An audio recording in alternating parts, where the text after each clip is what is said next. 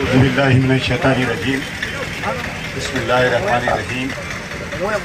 Stage पे तशरीफ़ फरमा मुस्लिम यूनाइटेड फ्रंट के आप लोग थोड़ा बात मुस्लिम यूनाइटेड फ्रंट के बानी और सरपरस्त और स्टेज पे तशरीफ़ फरमा तमाम जमातों के ज़िम्मेदार, ख़ास तौर पर आज की महफ़िल में हमारे जो मेहमान खुसूसी हैं डॉक्टर आर.एस. परवीन साहब। मैं तो आज हमारे डॉक्टर आर.एस. परवीन कुमार साहब को सुनने के लिए आया हूं, तो मैं 1-2 मिनट आपसे बात करूंगा। और अब तक जो बातें हुई ये सब जो है कुरान में क्या है, इस्लाम में क्या है, दुनियावी एतबार से बात हुई। मैं जो बात करूंगा कि मर्डर के बाद की बात करूंगा, तो इसको कंट्रोल कैसा करना चाहिए। आप देखिए आज का जो इशू है ड्रग्स, मर्डर और इंटरेस्ट, ये सबसे ज़्यादा, क्योंकि हम डेली देखते हैं ये मुस्लिम्स में ज़्यादा हो गया है। आप पहले मैं ड्रग्स की बात करूँगा कि ड्रग्स कल्चर पहले इतना नहीं था हमारे कहने हैदराबाद में। छोटा मोटा कोई शराब पी लेते थे या कोई शराब पी के आपस में लड़ लेते थे मोहल्ले में, पुलिस वाले ले जाकर उनकी काउंसलिंग करते थे उनको जो है। लेकिन आज ये जब से नॉर्थ इंडिया का जो लेबर आया यहाँ पर, बिहार, वेस्ट बंगाल, उत्तर प्रदेश, ये होटल इंडस्ट्री में, ये कंस्ट्रक्शन लाइन में ये लेबर आने की वजह से जो हुआ कि हमारे पास ड्रग कल्चर आया। क्योंकि मैं बहुत ज़मीनी बात बोल रहा हूँ, तो ये ड्रग कल्चर आया। अब ये ड्रग्स जो तेलंगाना में ज़्यादातर आते हैं ये नांदेड़ की रूट से आते हैं, नांदेड़ से, निज़ामाबाद से ये आते हैं। आज से कुछ दिन पहले एक तस्वीर मैं देखा था कि चीफ मिनिस्टर केसीआर साहब के कोई भांजे गुटखा खाने से उनको कैंसर हो गया था। चीफ मिनिस्टर साहब बहुत गुस्से में आए, नाराज़ हुए और पूरे ऑल डीजीज, आईपीएस ऑफिसर्स को सबको बुलाकर बोले कि एरेडिकेट तेलंगाना फ्रॉम गुटखा।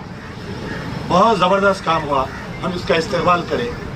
लेकिन इलेक्शन आया, फिर कुछ crore of rupees party fund चले गया और वो गुटखे के ऊपर सख्ती बंद हो गई। फिर उसके बाद में एक चबूतरा मिशन आया या ना जाने क्या क्या मिशन आते रहे। तो ये ड्रग्स के मामले में जो है, अगर चीफ मिनिस्टर या वक्त के हुक्मरान या कमिश्नर ऑफ पुलिस या director general of police serious है, 24 घंटे में आज के बाद में तेलंगाना में कहीं ड्रग्स नहीं मिलेंगे। उनकी नीयत नहीं है, उनकी नीति नहीं है।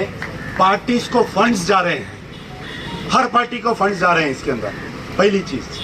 अब मर्डर्स का कल्चर आया, कहीं ना कहीं मर्डर्स का कल्चर आप देखें तो मालूम होगा पिछले 5 साल में जो एक मर्डर हुआ था उसके कनेक्टिंग में पूरे मर्डर्स हो रही है। जैसा ईदी बाजार में एक रजा नामी शूटर का मर्डर हुआ, उसका मर्डर करे सो वाले के दूसरे जने मर्डर किए, उसका मर्डर करे सो वाले तीसरे जने मर्डर किए। कल रात में जो हाफिज बाबा नगर में एक नौजवान बच्चे का मर्डर हुआ, वो भी किसी का कत्ल किया था। तो ये murder is connected to another murder, this murder is connected to another murder.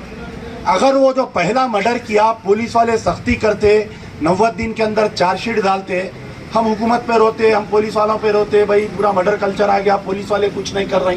भाई इंस्पेक्टर ऑफ पुलिस जो है हर गली गली तो मर्डर के पीछे नहीं फिरता। कल रात में सी ब्लॉक में एक मर्डर हुआ रात को 12 बजे, पुलिस स्टेशन से 5 किलोमीटर दूर, 4 किलोमीटर दूर मर्डर हुआ। तो वहां पर जो मर्डर हुआ, रात का वीडियो देखिए, बाज़ाफ्ता बच्चे को घेर के भगा भगा के मारे। और मर्डर करने वाले पूरे 20 से 30 साल के अंदर है, जिसका कत्ल हो रहा उन्हें भी 20 से 30 साल है, कत्ल करने वाले भी 20 से 30 साल है। और कनेक्टिंग मर्डर है ये। ईदी बाजार के मर्डर में टोटल 11 मर्डर हो गए एक आदमी को रिवेंज करने। हाफिज बाबा नगर का जो मर्डर हुआ 9 मर्डर हो गए उसके अंदर, एक मर्डर के पीछे। तो ये मर्डर कल्चर अब पुलिस कैसा कंट्रोल करती, 90 डेज के अंदर चार्जशीट डालना, उनको बेल नहीं होने देना। जो मर्डर्स कर रही, ये आज जितने लीडर हैं पूरे बैठे हुए हैं, वकला बिरादरी से मिलिए, खातिल को डिफेंड नहीं करना, खातिल को बेल नहीं करवाना, उनकी भी जिम्मेदारी है ना सब, वकला बिरादरी की भी।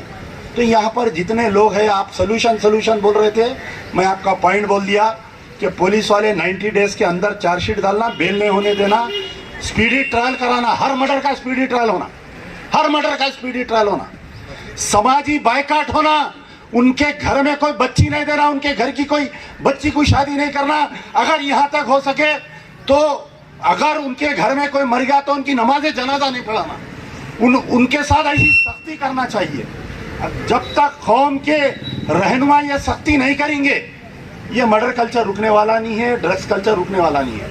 अब रही बात सूद की लानत, मेरे पास एक लेडी आई थी 3 दिन पहले, अम्मा बेटी, उनकी लड़की की शादी के लिए 1 लाख रुपए लोन लिए, महीने को 10,000 बन रहे थे 4 साल से, वो 1 लाख जैसे के वैसे है। अम्मा पैसे लिए 1 लाख, वही कोई लेडी, सूद जो है लेडीज में बहुत आम हो गया हमारे कहने ओल्ड सिटी में। अम्मा पैसे लिए, अम्मा जो है 8,000 रुपए बन रही 3 साल से, वो 1 लाख रुपए जैसे के वैसे है अभी तक। कोई पुलिस स्टेशन में अगर आप गए तो वहां पर कंप्लेंट नहीं लेते सूदखारों के खिलाफ में, ये हकीकत है। तो ये सूदखारों को भी हमको कंट्रोल करना चाहिए। ये 3 इश्यूज बहुत अहम थे। खैरुद्दीन सिद्दीकी साहब जो आज की मीटिंग बुलाए हैं, अल्लाह ताला उनको सेहत दे, अल्लाह ताला उनको हिम्मत दे। आज किस हालत में ये मीटिंग हो रही है ये मेरे को मालूम है। तो बहरहाल समाजी बायकाट करना चाहिए, जो ड्रग्स का कारोबार कर रहे हैं, जो मर्डर कर रहे हैं उनका समाजी बायकाट करना चाहिए, सूदखारों का समाजी बायकाट करना चाहिए। तमाम उलमा मशाइखीन दूसरे मजहबों के भी, दूसरे मजहब के भी जो जिम्मेदार है, सब मिलके बैठना चाहिए, वकला बिरादरी से बात करना चाहिए कि कोई कातिल को डिफेंड नहीं करेगा, अगर कोई मर्डरिस्ट है तो उसको डिफेंड नहीं करना चाहिए।